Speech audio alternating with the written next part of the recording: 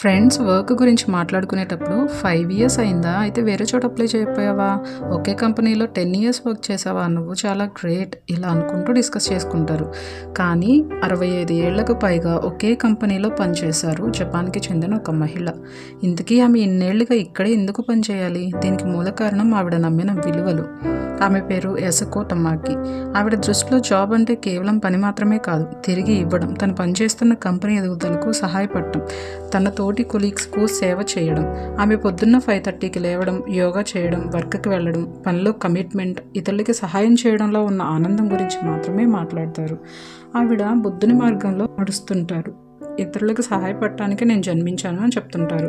ఆవిడ పనిచేస్తున్న సన్కో industry 1989లో start చేశారు. Pipes, cables, LED lights etcetera ఇక్కడ తయారవుతుంటాయి.